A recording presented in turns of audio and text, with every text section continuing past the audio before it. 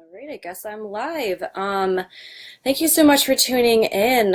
I guess that most of you here are going to be my Twitter family and people that I just know my work in general, and I really appreciate you checking it out because I truly love what I do. So I guess I'm just going to dive into some questions from Twitter that I got beforehand over the past couple days. I'm going to dive into it with Brandon said, why did you get into photography? This was kind of a happy accident that turned into one of the best decisions of my life. Kind of dabbled with photography. As a kid, my mom always had a camera on her at family functions and stuff, and then I took a course in high school.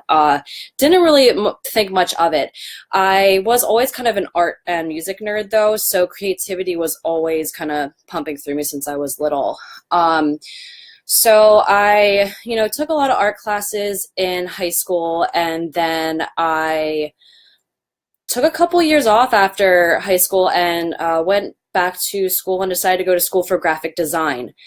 And because I thought I would have the most options with jobs and such. So I was going through my first year at PA College of Art and Design and took a photo elective course and pretty much fell in love from there and changed my major and ended up finishing with my bachelor in fine arts and photography. So how I specifically got into sports photography was also a happy accident. I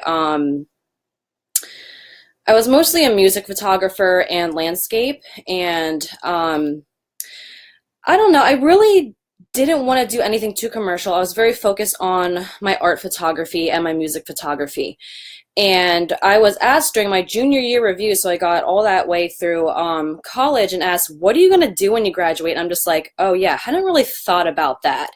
So one of my professors made this great suggestion of, why don't you shoot sports? You like sports, you're a photographer, duh, Kate. And something just clicked, and I went and I applied for an internship with a magazine that is now folded, Independent Sports Magazine, and I kind of lucked out. I started out shooting pro sports. So that's going to kind of segue me into my next question from Ben on Twitter. Is there any advice that you can give a newbie? So my career as a sports photographer kind of started out differently than a lot of people's did. So a lot of people, what they do is, which is what I tell people, what I recommend is start out small and build your way up. I mean, that can be said for pretty much any career. Start by shooting local, local kids, work your way up to high school. Then, from there, work your way maybe to NCAA. And once you feel like you've really honed in on your talent, keep shooting. There was a famous photographer, Henry Cartier-Bresson, who said, your first 10,000 photographs are going to be your worst. And I can completely attest to that. If I look back at my work, even from 2 years ago, I feel like I've made such a vast improvement. So keep shooting. Once you feel like, you're looking at other people's work, comparing and saying, you know what, I'm doing pretty well. That's when networking becomes very important. So just put yourself out there, be it social media, connect with different photographers on Twitter, on Instagram. There's so many different platforms these days that you can reach out and make these connections, because you never know when that's going to pay off. It can be as simple as, oh, someone mentions while you're out for beer, like, I heard that blah, blah, blah is looking for a photographer. Be like, give them my card. Simple things like that really go a long way. And just being professional with these people that you network with, because stuff gets around. I mean, if you're not professional and not networking properly, you're just making yourself look bad, and that will travel around the sports world, as I've heard has for other people. Move on to the next question. From Dave on Twitter, who I interact with all the time, and a fellow photographer at Photo Dave on Twitter, so check out his work. He asked me what my workflow is. So when I'm at a game, and mind you, this varies from photographer to photographer depending on gear and a couple other situations. So how I operate, because I don't have my own media tech, which some do, some don't, it means I do everything myself. So I am busy as heck during a game. So as I shoot a period, I have a camera that has two card slots in it. It has the ability to either be an overflow or a backup. I create it as a backup. So what I'm doing as I'm shooting is, bam, bam, bam, do my thing as the period's going on. During stoppages of play, I'm actually starting to go through my pictures that I've taken, kind of trying to cut down on the work that I have to do in between periods. So I'm going through my pictures, and I have a little, you can lock pictures and make sure that they don't accidentally get deleted. So I'm going through and I'm selecting by locking these pictures.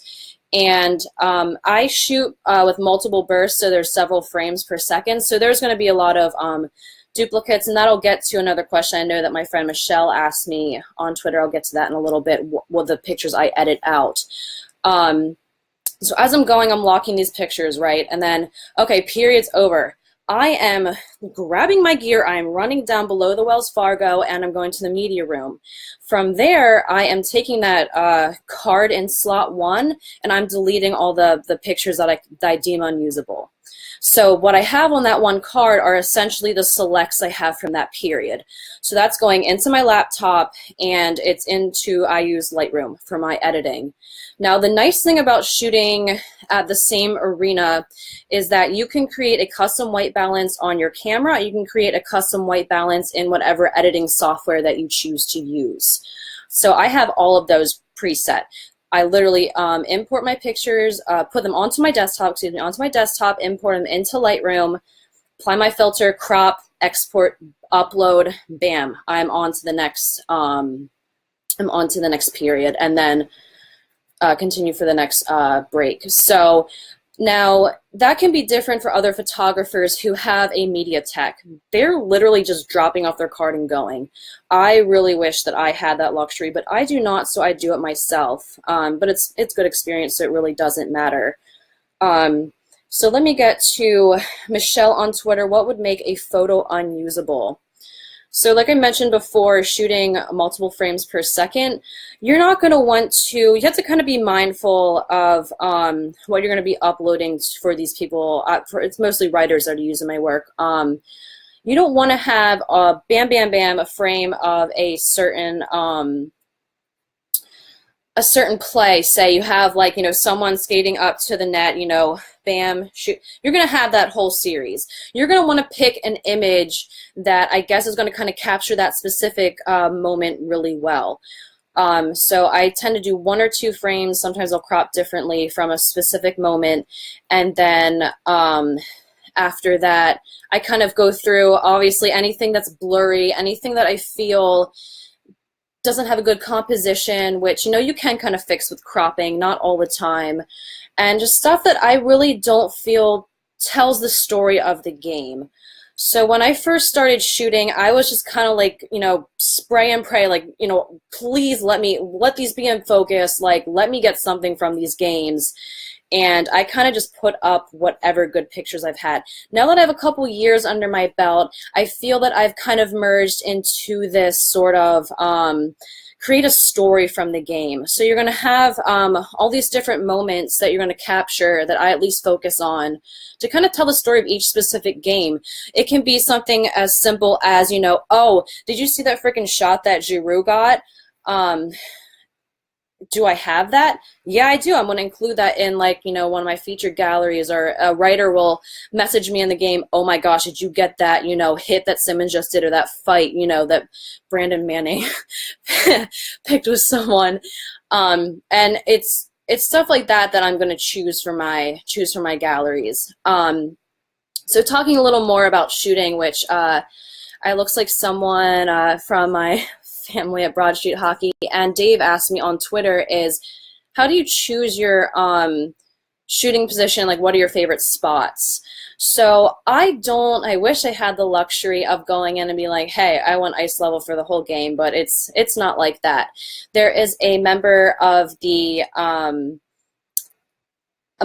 Flyers media that assigns all the people in the press box, assigns all the photographers for their spot. So his name's Sean, he's awesome. And so there's kind of like a totem pole, right, of how this works out. And I came in starting kind of at the bottom of the totem pole to say, top of the totem pole, that's going to be your team photographers. That's going to be Getty Images, any of the wire services, Getty, AP, USA Today Sports, and then underneath them are typically any of the newspapers.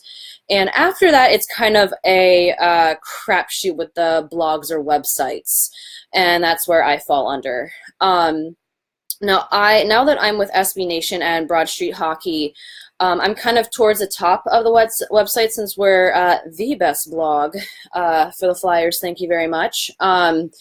So we kind of are towards the top of that ranking. And he pretty much just like, after he's done assigning all the big wigs, he's just like, okay, this is what I have left, guys. He's pretty good about trying to make sure that we get at least one ice level spot. He's super sweet and apologetic if he can't give us one, but he tries to be fair. If we don't get one game, he'll try, the next game to give us one. So that's kind of what I have to work with. And there's some photographers that get kind of upset sometimes. And I did, when I first started shooting, like, why don't I get ice level? Why does this person have a better shooting location than me? It's really easy to get caught up in that kind of stuff, but you have to I think of it this way. I'm here to do a job. I am going to do the best job that I can with what I'm given to work with. So that can literally be shooting position, or that can be, what's in front of you. I mean, if there's a crappy game, it's hard to make a good picture, which is something I'll touch on in another question I have down the line. So some of my favorite spots to shoot from, I hated it at first, but it's kind of a weird spot compared to most arenas, is right behind the goal, that's where you'll see a lot of my ice level pictures taken from. Now, I'm shooting through the glass in that position. It's not through a hole. Shooting through the glass is a little different because not all the pictures are going to be in focus. If a player sprays any snow up onto the glass, you're kind of out of luck for a couple minutes. But when I first started out shooting the Flyers, that was typically the only ice level that was available for me. So I kind of made it my thing. And I feel like Sean, the guy that assigns the spots, kind of puts me in that spot over other people because I actually like shooting from there. A lot of photographers don't. It does come in handy when it's third period and it goes into a shootout, which wherever you're assigned for the third period, if it goes into OT and then into a shootout, you stay that position for anything past regulation time. And it's a great spot for shootout pictures. It's nice to shoot from a shooting hole because everything's so clear and it just creates this different feeling that you get kind of shooting through the glass. But that it's really very few and far between that I get a hole to shoot through. So again, I just kind of work with what I'm given. I'm actually going to jump to a couple of these questions that are coming in through the comments. Hi Brent, haven't talked to you in forever. What is the scariest thing that happened while shooting? So I guess the last season that Kimmo Timonen was playing for the Flyers, it was my first season, I believe, that I ever had access to a shooting hole, and I had only shot through a shooting hole a couple times before this, and I believe it was during the second period, and I'm like doing my own thing. I'm super hyper focused when I'm shooting, and half the time you have to be aware of what's going on around you, obviously, to do this, but sometimes you become so hyper focused on whomever has the puck or any, puck play that you kind of don't really realize what's going on other places in the ice. And I was shooting through the hole, my lens is through the hole, and Kimmo Timonen, it comes up along the boards, and thank God I have quick reflexes because his stick blade got caught in the shooting hole and was like, oh gosh, not even inches, like centimeters from like smashing my lens. And that was probably one of the scariest things that ever happened to me while shooting hockey. I have shot from a bench with a helmet on shooting high school, but that's a bit of a slower game, so it's not as terrifying. Also, I was shooting a Arena Football League Soul game and had a player flip over the edge, and I felt like it was so close. His foot was so close to my face, I felt like a breeze. It was insane. Um, let's see, where am I? Da-da-da-da-da.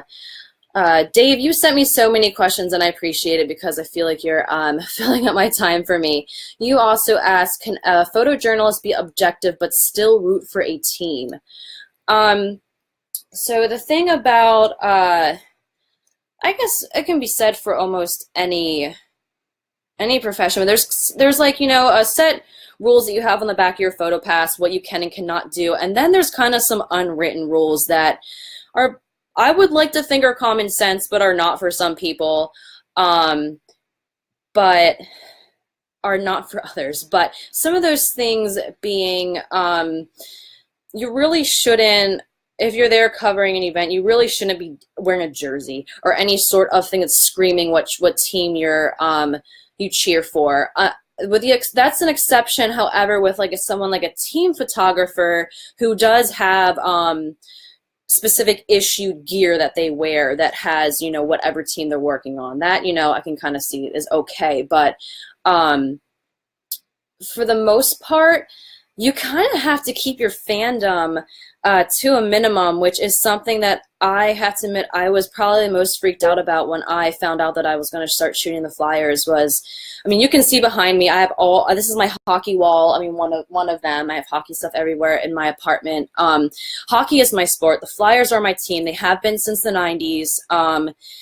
And I was concerned, like, how am I not going to, I'm a screamer I freak out at games. I'm angry. I am a typical, I guess, Philly fan, you could say. I get mad, I cuss. I can't do that when I'm working. You can't do that. There's been a couple instances where, I've gotten excited, like, Wayne Simmons is my favorite current player. I get excited when he scores. But you have to kind of keep that to yourself. You're there to do a job. You're there to be professional, and you have to present yourself a certain way. I've shot one playoff. I was able to contain myself then. If we would ever go to I shouldn't say it because I don't want to jinx us. If the Flyers would ever do better, I really don't know how I would contain myself. It would be hard. There's been certain instances where it was really hard to contain myself. For instance, I was shooting from the concourse level when Neuvert had that really terrifying collapse on ice, and I was focused on him. I was focused on him when that incident happened, and was literally probably one of the most terrifying moments that I'd ever. I'm drinking a polar seltzer. I feel like I should be like a sponsor for them. Someone just asked me that in a comment. No, I completely lost my train of thought. Oh, right, when Neuvert collapsed. So that was one of the most terrifying moments of my life. And I'm an emotional person. I will admit I cried pretty hard that game just because I was so terrified for him. I am in very close contact with these players. I'm in the locker room. I get to know them on a certain level, and just kind of through watching them. And I do care about them, and it's scary seeing that. So sometimes, my fandom will come out in instances like that. So that's an example. But yes, you can still root for a team. You just have to kind of be tactful about it. I'm a little more vocal, I guess, on social media because I can't be at games. So that's my way of dealing with that. Robert on Facebook asks me, what is your favorite Flyers moment you captured on camera this past season? You're very right with that, Albert. Polar Seltzer is an alpha beverage. The favorite moment that I captured this past season, I don't know if this is kind of biased because I just happened to be in the perfect shooting location, just happened to get one of my favorite pictures of all time. But it was Travis Konecny's first NHL goal.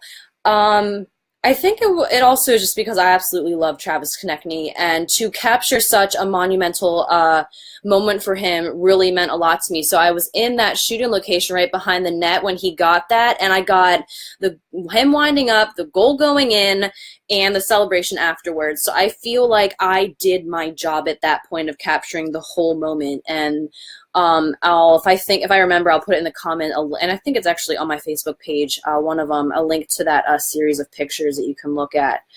So segmenting into a question by Brandon on Twitter, who has been your favorite athlete to shoot this past season, and I guess in general, has been Travis Konechny, just for his energy. And then Michelle asked me, any player more difficult to shoot? Now, this honestly can vary by game. Some players are more photogenic than others just naturally. Some tend to have the puck more, so I'm just tracking them, and I just tend to have more pictures of them. It really depends on how their game is, where I'm positioned, and just how the game's going in general. I kind of have like to work with what I'm given, so that can change, in the series of a period of a game, of a season. It's constantly changing. Michelle also asked me who has the best expressions. I don't know if you guys have seen the pictures that I've been posting of Andrew McDonald on Twitter and his glorious hockey face. That boy, I don't know if he is aware of his hockey face and his like faces of, I guess, concentration, if you can call it that. Probably not. Yeah, and I guess I'm just asked least photogenic player to catch. Andrew McDonald, first of all, what are you doing? Like, what is going on, buddy? What is going through your brain? And it's just like, he's a type of the player that some of the pictures that I get of him, I was just like, I made a whole gallery a couple weeks ago of Andrew McDonald being Andrew McDonald, because some of his pictures are just like, yeah, buddy, you're literally running right into Steve Mason. And I have a picture of it. Like, that kind of sums up how the Flyers season went this year. So, yes. And you can't even say cheese. You guys are funny. Let me see some more of these questions. I think I actually am covering most of these. I already covered favorite Flyers.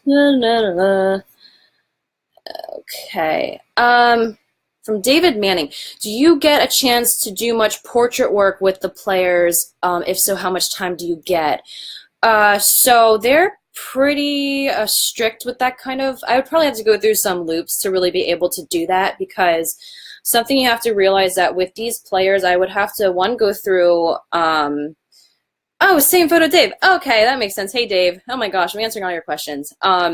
So I'd have to go through, probably leave some bounds of PR to try and get access just to being able to talk to them. So the pictures that you see on the website or on the little jumbotron, that the portraits that they have, those are done by either the team player or someone that works for the Flyers. Like, I couldn't just do, which I wish I could, I couldn't just do a photo shoot with Wayne Simmons without going through Flyers PR, and that would just be a nightmare, because I think that the Flyers might own, from a copyright standpoint, might own any likeness of a player, so I would have to, they would probably have copyright to them anyway if I take a pictures. Let's see, Kevin, hello, fellow B. SHer, do you know in the moment when you get a great shot, or is it more of a I hope I got that sort of thing? Both, actually. But I like to think it's more of I hope I got that. So when I'm shooting, I'm on like I said before, multiple bursts. So chances are I've been doing this long enough, not to my own horn, but chances are I got the shot, just from how long I've been doing this, and by shooting multiple frames per second. Chances are I got it, but a lot of the time I don't know if it's just because of self-doubt or what it is. Sometimes I'm just like, oh my God, I hope I got it. And then if I got the picture, it better be in focus, or it better be a decently composed picture, or, I hope I like it. I'll so I've had a few moments where I'm just like, yeah, I just got that. And then, during a stoppage of play, I'll scroll through my picture and I'm just like, cool, it's there. But often it's just kind of like keeping my fingers crossed and going through them later and hoping that I did. Let's see. Ben on Facebook just asked me, what is it like shooting for a bad game or set of games? Let's see.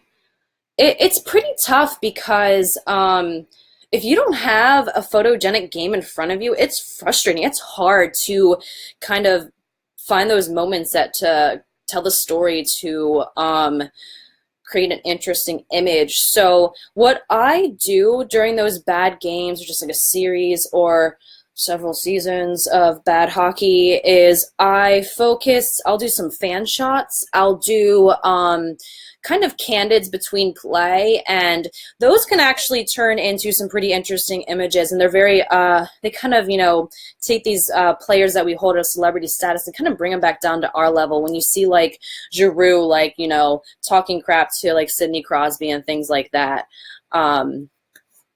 So yeah, that's it. It's tough, but you just kind of have to, I guess you're always looking for the pictures to take, and you kind of had to create the pictures too. So when I know that the Flyers are on like a bad set of series, they got like, they're about to play like one of the best teams in the league, I'll do some stuff in like warm-ups. I'll try something different. I just recently last season started doing double exposures, which were kind of like really hard, but I would use kind of the least, like, less important games to kind of hone my craft with certain things I wanted to play around with. That's the nice thing about shooting for Broad Street Hockey, is they're very open to me trying new things and kind of doing creative shots like that, and just not the standard photojournalism kind of thing. So let's go back to some of the questions on Twitter, which I just saw you commented. Hi, Jen. Jen is a fellow hockey photographer. She's great. Jennifer Bach, follow her on Twitter. Also follow Photo Dave, and any of, I think Pat Jacoby's with us, another sports photographer. If I'm missing anyone, I apologize. I'll try to give you a shout out. Let's see, Jen, you asked me, have you dealt with any adversity from any other photographers, and has it been predominantly from one gender? I've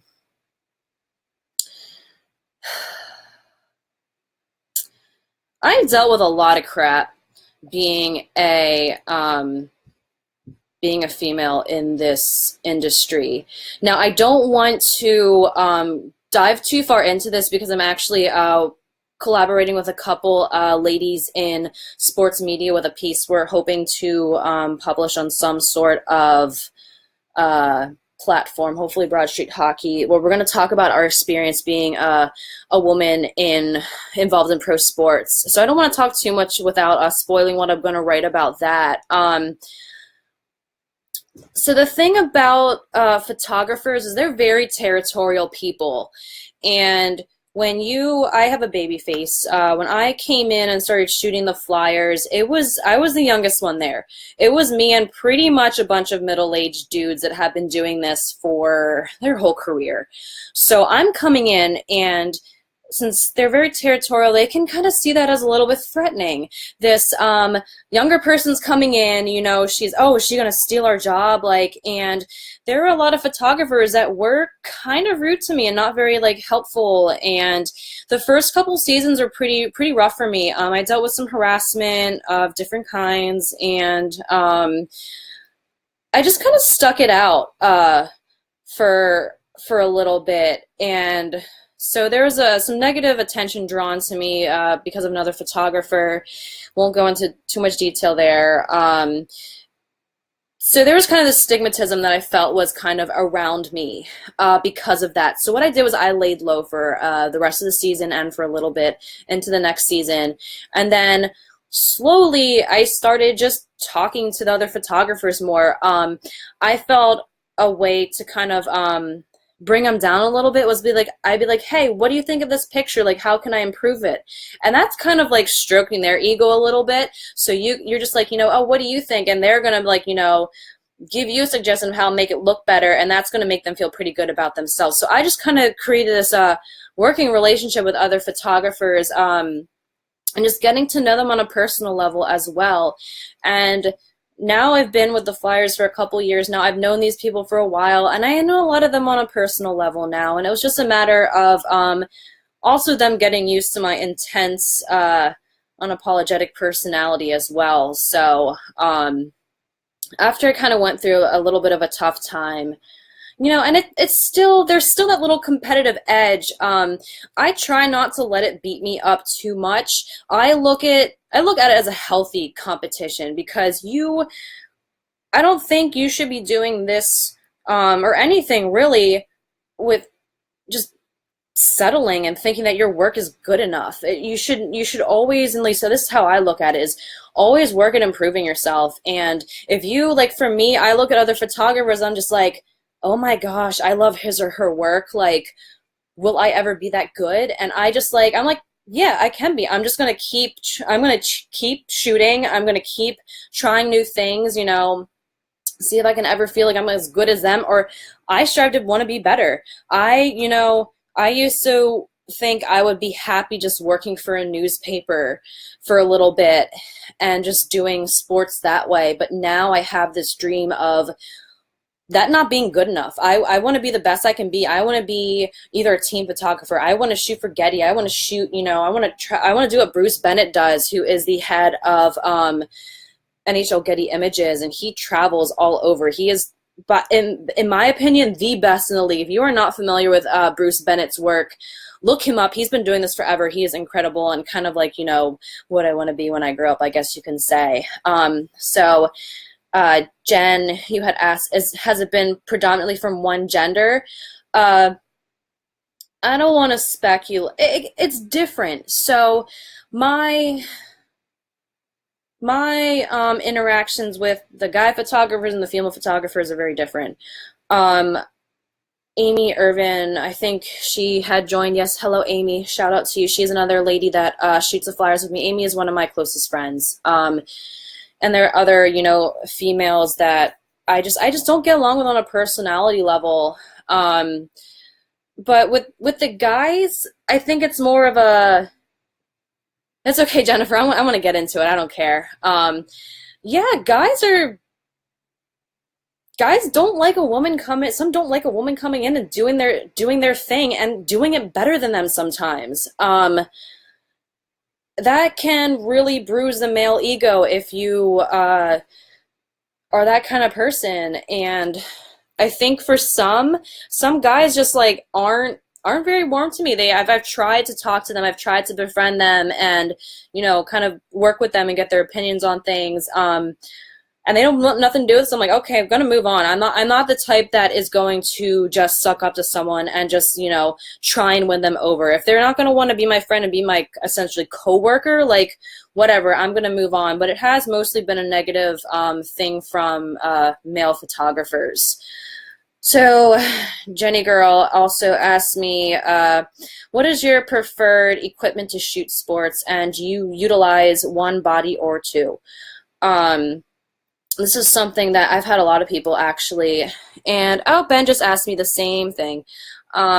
So I'm a Nikon person. That is weird for the sports world. It's mostly Canon. My preferred equipment, so I would get my gear out, but I'm lazy right now.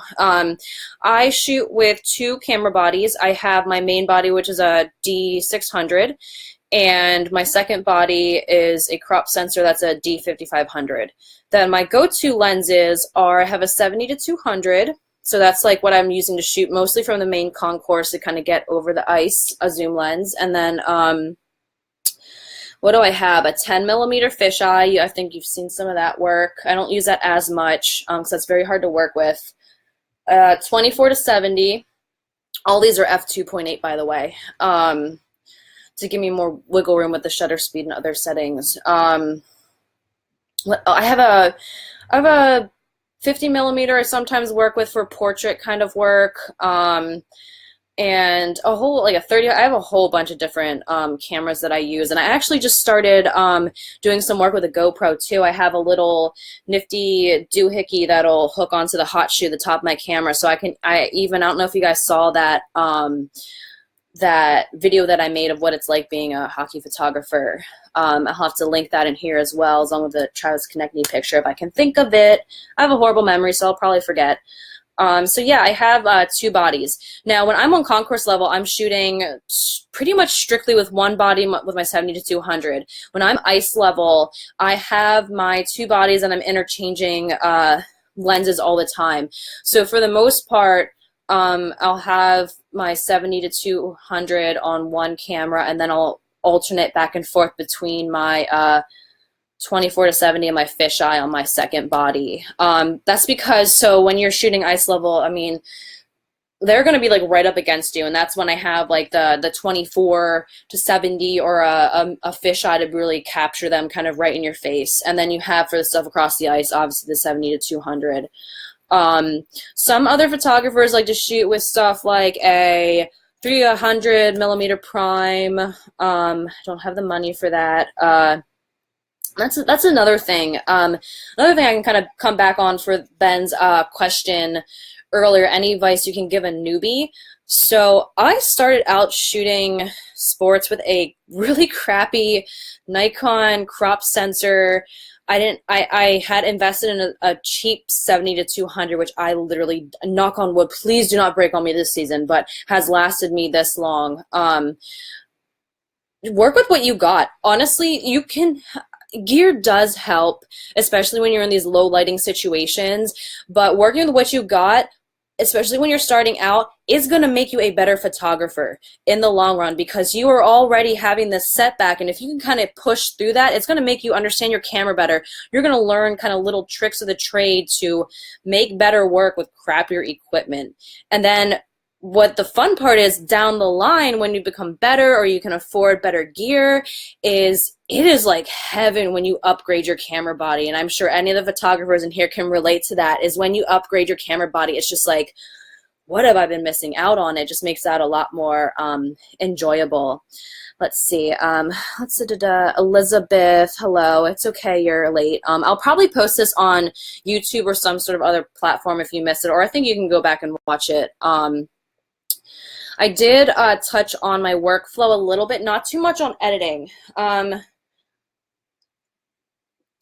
So let's talk about kind of my style of how I work. I come from an art background, a very specific traditional art background, in that I learned film before I learned digital. And through that, it was kind of pushed into my head to create the best exposure, color, whatever in camera to save your work in the darkroom or in post-processing. So I have, I'm probably going to redo it this year. I make a new white balance because they update the lights sometimes in the Wells Fargo or in any of the other arenas I shoot in. So I'll make a custom white balance and then tweak it and make sure that I feel it looks the best on the back of my screen as possible, because it will drive me crazy if it doesn't. And then from there, I have presets in my Lightroom that I will tweak to make sure the color is perfect and exposure, what have you. I tend to bump up some of my colors a little bit. I like saturated. I like bright. The thing about a little bit of a color education, we all perceive color differently. Now, on the other side of that is there are some people that have what they call perfect color vision, and I am one of those freaks of nature. I have perfect color vision. There's actually a little test that you can take online to see if you have it. It's really loud. Google it. It'll pop up right away, and you drag these squares, and you can see how good your color vision is. So I don't know, my eyes, when I'm in the Wells Fargo, and anyone comment and tell me if you're wrong, I feel the lights in there are freaking hella bright these days. And I feel like the colors on the jerseys, because of those lights, are just so oversaturated. So that's kind of how I post-process my images. I want them to look kind of, in my mind, how I see them when I'm shooting. I know that I've gotten criticism from some other photographers that my pictures are too bright, or I might sharpen a little too much, or God, what else have they said? Which, whatever. It's my style. I feel like I can scroll through articles wherever, and I can pick my pictures out from anywhere. I'd like to think that they stand out a little bit for that reason. Now, that can be good and bad. There can be there's some photographers out there that have absolutely awful taste. I'm sorry. And things, and do some post-processing that really doesn't have a place in photojournalism. A trend that I've noticed is HDR. So that's high definition. That's taking a picture and kind of decreasing the shadows and evening out the highlights, and it's just like it looks like Thomas Kincaid painting, and I hate it. Um, that over sharpening, or over clarification, which I don't know if you play with any of your filters on Instagram, everything just looks super hyper focused and plasticky and weird. And to me, like, buddy, you got to get your eyes checked if that's how the players are looking when you're shooting. So let's see, what else do I have here that I can go over? Ben, you also asked me, do I use Photoshop a lot? So no, I don't use Photoshop. I use Lightroom. And that's another thing that's just preference. I just had the Creative Suite because I had to have it in college, and I just got used to it. There's, capture, there's like a bunch of Photo Mechanic, a bunch of different things that that you can use. I prefer Lightroom just because it's really good for batch editing, and you can kind of pull things up into almost like a contact sheet and kind of compare images side by side. So, Michael, you asked, has the new LED lighting at the Wells Fargo made it easier or harder for photography? I'd say easier. So, what it may seem that it's like a lot brighter, but it's actually low light in comparison to something like daylight. So you are, and with motion, you're just kind of limited with the camera settings that you can have. So you have to make sure you're, I typically shoot 1/800th of a second or faster, or I try to stay between 3.5 and 4 for my aperture, just to give a little bit of wiggle room for focus. So with the brighter lighting, that does allow you to decrease your ISO, which is going to kind of cut down on the pixelization, the noise in the images, and that's also going to give you more wiggle room with your shutter speed to kind of be more creative. So you can capture like the snow spray, or like, I love those pictures. I know they're probably so cheesy, it looks like a snow globe, but I absolutely love them. So it gives you more wiggle room, things like that. Just going through some of the comments here. Thank you. I'm glad someone hates HDR. Looks like a lot of you guys do. Favorite, Andy, hello, is asking, favorite moments to capture face-offs, shooting, hits, etc. That's actually changed a lot since I started shooting. So at first, I love, I guess just kind of like the hockey that I like to watch is what I really like capturing. I like violent hockey. I like the hard hits. I like the fights. So that was always kind of what I strove to capture. And that's kind of what, it actually was something I feel that really hindered me beginning shooting hockey, was that I focused on what I wanted to see instead of what I probably should have been capturing to kind of tell the story of the game. So I'd be so hyper-focused on looking for a fight, looking for hits and stuff like that, because that's what I wanted to create, and I was completely neglecting things like getting goals or face-offs or like, anything like that. Now that I have a few years under my belt, I feel like I still like shooting fights because I will always love fighting, and please keep it in hockey. Because those are also, that's another thing that I'll touch on a little bit is I am always looking for, like I said, for ways to improve myself, and always looking, every photographer kind of has a list of shots that they want to get, something that they have seen, or just like an idea or a moment that they want to capture, and it's like on their kind of like a bucket list. And I feel like I haven't gotten there yet. I want a really good fight picture. I just want that, like that wind up or that connection, the helmet. I've gotten helmets flying off, but I have like these certain shots that I really just kind of strive for at this point, that I'm just checking as I go along. The more experience, I'm checking them off my list. I got one this past season where a part of it was just having the right shooting hole, was getting a picture of a player shooting into a net, it going in, and you kind of see like, the stick follow through and like the goalie missing it. I got it on a Provorov goal, I believe. And it's just really nice getting those little moments like that. Um, it kind of keeps you humble when you don't get it too, which I think is very important when you're doing anything. Is you need to stay humble. You need to want to keep continue to grow in whatever you're doing. I feel like this is turning to like a motivational thing, which I'm sorry, but that's just how I am as a person. Brent, hello again, asks, overhear anything weird from the players? So, when I'm ice level, if I'm shooting through the glass, they have to be talking pretty loudly for me to hear them. However, if I'm shooting through a hole, I can hear the chirping that's going on between plays, and that's just one of my favorite things. So some of the players that are best at chirping, most of you guys probably know Claude Giroux is really good at talking shit. Brandon Manning can be pretty funny. I have another story to tell with that. Brandon Manning's pretty funny. Wayne can be pretty funny. Simmons, and I've heard Raffle say some pretty funny things. Just like, just talking shit to these guys they've known forever just turns into like a sibling like rivalry of some sort. Coming back to this Brandon Manning thing. So the thing about you being able to hear them on the ice is that they can hear you through the shooting hole.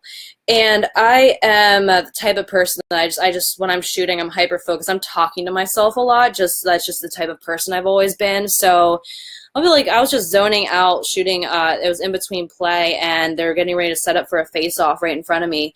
And there was Brandon Manning just like hanging out, like, he was just like waiting. He was like maybe a foot away from me. I'm like, oh, hey, Brandon. And he just like turned around and like looked at me. I'm just like, I was completely mortified because I've had so many situations where I've just made a complete ass of myself in front of these players. I feel like that's just a very Kate thing to do. But anything weird from the so another thing is how the locker room's set up. It's not like the movies. There's several different locker rooms, so you're not seeing them like like stripping down or anything. It's a very controlled setting. And all the press people are brought in at a specific time, pretty much when everyone's decent. But you can still hear the players off in the side room kind of talking about stuff, and you just hear, like, I can't think of anything specific, but these just really awkward conversations, pretty much just like, I hate the term, but locker room talk. I just talking about the dumbest stuff. Like, I've heard them talking about, like, ice girls' butts and stuff like that, and it's just like, please. But yeah, so that can be a treat. Like, he was just surprised that someone recognized him, Brandon Manning. Aw. So yeah, it's you kind of get, and as the players, when you're around enough, they'll get to know you, and you just kind of get caught in these awkward situations. And not being a middle-aged dude and being kind of, I'm 5'3", I'm petite, and I kind of stand out a little bit compared to the other photographers. So I've had a couple instances where like Michael Del Zotto has flirted with me a little bit, and some of the other players just kind of like poke fun at me and stuff like that, which people, like, I don't think they realize when they joke about stuff like that, how kind of like disrespectful it is, like saying, oh, you're going to end up marrying one of the players like one of these days, or just something like, oh, have they asked you out on a date? And it's just like, this is, I'll talk a little bit about this. I'm not going to give away too much, but this is something that women in sports can sometimes deal with, is you're not seen as a professional. You're not seen as a photographer or a writer or a videographer or whatever you're there for. They ask you these questions like, like that. It's like, no, I'm just here to create my work. I have heard of certain situations where some female photographers have, or writers have taken things a little too far and unprofessional, and actually, like, going on dates with players and doing things like that, which, that's all well and good. You can do that. But keep in mind of the ramifications, because you can potentially have your press pass revoked. And that is what I think about, I mean, I'm not single now, but any time that that thought has crossed my mind was like, what if like one of them asked me out on a date? Like, what would I do? I'm just like, this is your dream job. Like, you're not gonna sacrifice stuff like that just to go on a date with a pro hockey player. And I guess, I don't know, that sets me apart from a couple of other photographers that I've seen act inappropriately with other players. Yeah, this is my dream, and I'm just trying to make it happen. Let me scroll through some of these old, or if you have any questions, feel free to put them in the comments now. I'm going to go see if I skipped over any, and I'm not doing it on purpose. I'm just getting inundated with some of these comments. It's only letting me go back so far. I guess I can. Let's see. Jen just said, it's absolutely obnoxious. I know the game. I know my camera. I can't stand it when someone assumes I'm there for something else. Yeah. That does make me feel a little better knowing I'm not the only one that deals with this kind of stuff. So let's see. If you guys don't have any more questions for me, I think I'm going to kind of cut it off there. I've been rambling on for 50 minutes now, so I'll try to remember to post those links in here if I can for things I've been talking about. You can continue to comment on here. I'll try my best to get back at the anything you leave post live. I'll try and get what I can. Anytime, hit me up on Twitter at Kate Frese Photo. If you don't follow me already. If you have any other questions, this is not like the last time I want to do this thing. It was just kind of me getting used to doing live, because I would like to go on Broad Street Hockey and actually talk about hockey and not my stupid self and what I do. So thank you everyone for tuning in, and I hope you have a great evening. Enjoy the rest of the off season, and go Flyers. Bye.